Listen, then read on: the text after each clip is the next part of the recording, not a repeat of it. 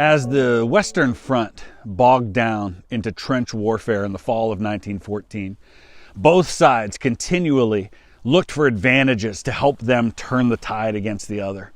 Throughout 1915, the use of mines became routine for both the Central Powers and also the Allies. In June 1916 alone, the Germans had exploded 126 mines across the Western Front, and the British had exploded over 100.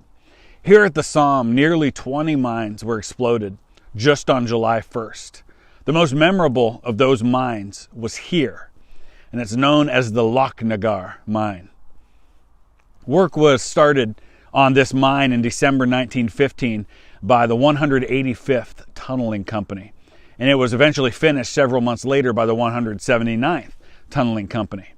The mine itself was over 100 feet deep with 4 separate passageways that came off of the main gallery. As they began to get closer and closer to the German redoubt, which was known as the Swabia Hill, they had to be as quiet as possible. At that depth, they're most likely digging through chalk filled with flint rocks, and you can see the flint rocks all over the place in farmers' fields here. So for silence, the tunnelers would use bayonets with spliced handles, and they would work barefoot on a floor covered with sandbags, all for the sake of silence. The flint rocks, which are everywhere here, were carefully pried out of the chalk and then laid quietly on the floor. One man dug with his bayonet while an assistant caught the dislodged material.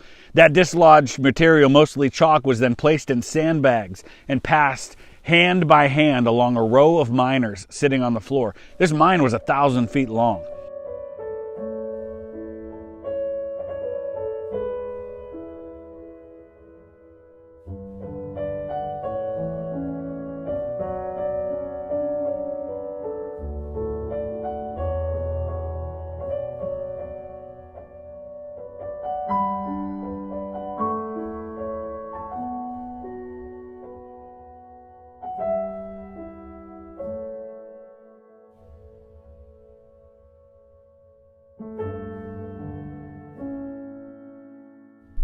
Among the most fascinating aspects of mine warfare are the countermining efforts that took place.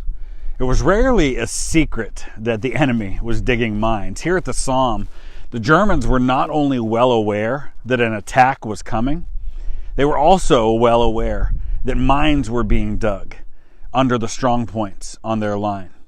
And so they would dig mine shafts of their own, hoping to interfere with or even stop the enemy's mine efforts before they were able to explode their mines. And this led to both sides employing techniques to identify where the enemy was digging. But it wasn't easy. Sound travels differently underground, and so it requires a great deal of silence, it requires a great deal of technology, and it requires a great deal of skill to be able to figure things out. One officer on the British side, a man named Captain Stanley Bullock of the 129th Tunneling Company, described how things went. Here's what he said, quote, "At one place in particular, our men swore they thought he, the German enemy, was coming through. So we stopped driving forward and commenced to chamber in double shifts." That meant building a chamber instead of just a shaft, a gallery. "We did not expect to complete it before he blew, but we did. A chamber 12 feet by 6 feet by 6 feet in just 24 hours. The Germans worked for a shift more than we did, and then they stopped. They knew we had chambered and were afraid that we should blow, and no more work was done there. I used to hate going to listen in that chamber more than any other place in the mine. Half an hour, sometimes once, sometimes 3 times a day, in deadly silence, with a geophone to your ears, wondering whether the sound you heard was the Bosch," which was a derogatory word they used for the Germans. I think it means pig. "Working silently, or was it your own heart beating? God knows how we kept our nerves and judgment. After the Somme attack, when we surveyed the German mines and connected up to our own system, we found that we were 5 feet apart, and that he had only started his chamber and then stopped.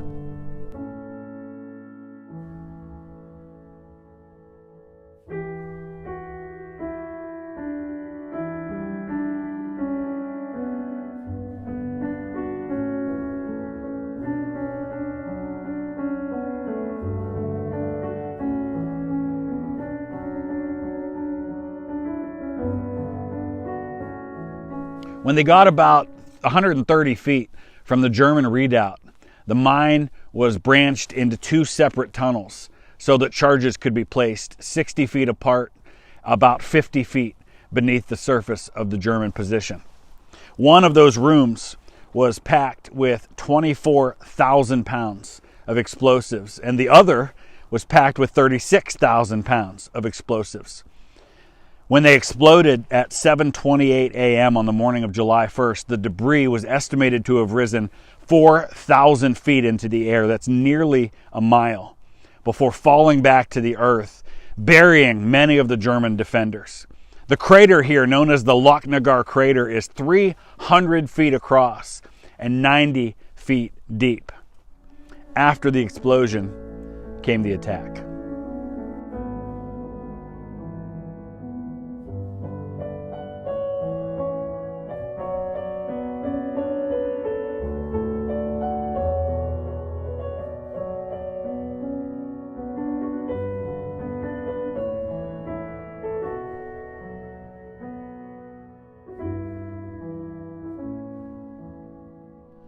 The 34th Division were all PALS battalions who had answered Lord Kitchener's call and had yet to be tried in battle.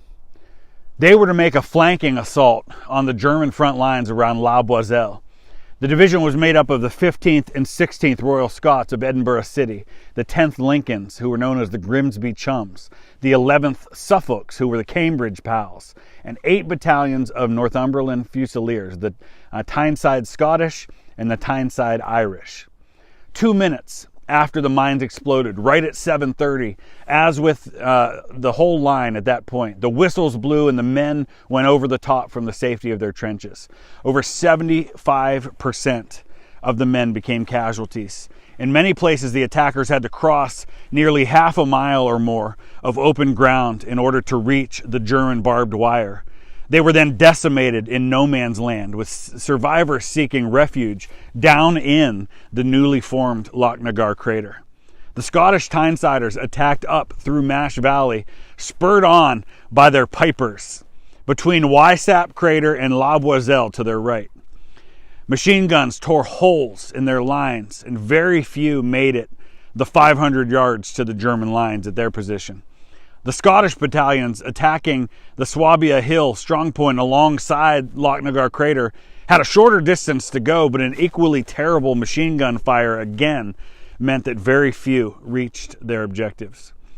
The Irish Tyneside battalions had the greatest distance to make their attacks, 800 yards. They set out from reserve positions nearly a mile behind the British front line when they began. Men were cut down as they moved slowly from the exposed hills. Some did make it forward, with a very small group eventually reaching their objective at Countermining, only to be lost later on. When the day was over, the 34th Division had taken 6,500 casualties. That was the most of any British division on the first day at the Battle of the Somme.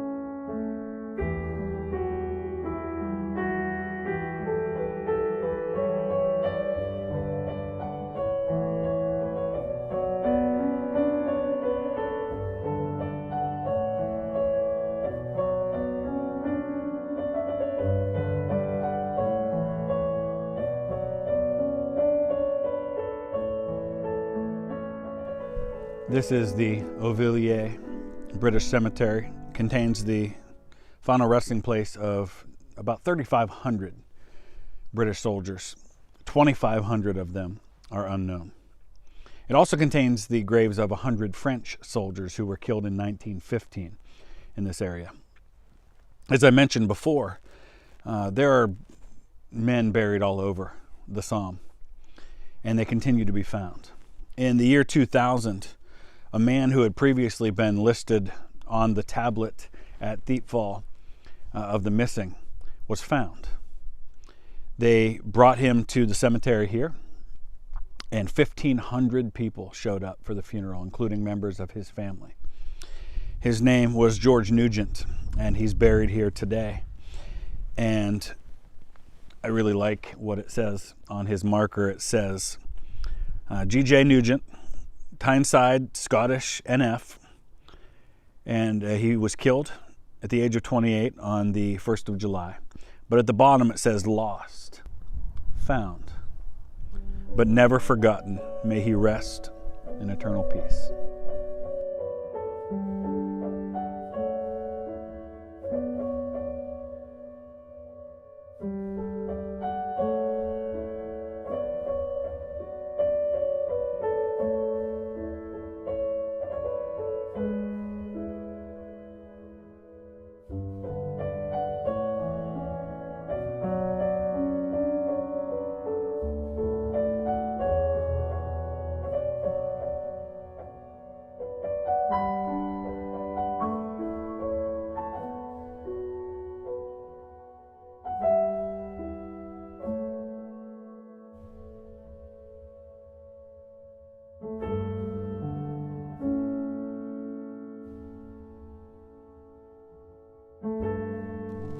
The land on which the Lochnagar Crater sits today is actually privately owned by a British citizen, a man named Richard Dunning. And he's done an incredible job. It's one of the places on the Somme battlefield where there's the most to see and the most to learn about what happened there. There are these plaques absolutely everywhere, and you can actually go to the website and read the text of all of them. And I'm going to be using the text from some of those plaques in my narration of this site today. But it's really well done. And I would say that if you're ever going to visit the Somme, put the Lochnagar Crater right at the top of your list as far as places you visit, because it's a place you can go without having prepared or done any research and really fully understand everything about this site, about the German defenders, about the miners, about the men who fought here. And one really cool aspect to this too, and I'll show you in just a second, I guess probably to raise money for this site. All of the boards on which I'm walking have little plaques at the end of them that are dedicated to various soldiers of the Great War. And I would imagine people probably paid money to do that, and it was a fantastic way to not only honor those men, but also to raise the funds to make this site a place that people can come and visit today.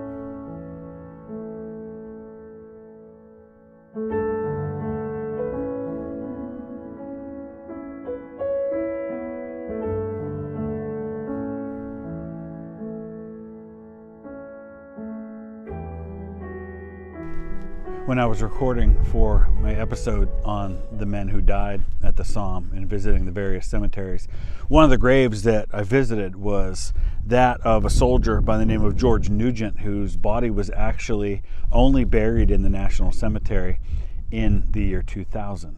He was found in 1998, took some time to identify him, to prepare everything, and then he was laid to rest in the Auvilliers Cemetery in 2000. Well, this cross here, just a few yards from the edge of the crater, marks the spot where George Nugent's body was found in 1998, here at the edge of the crater.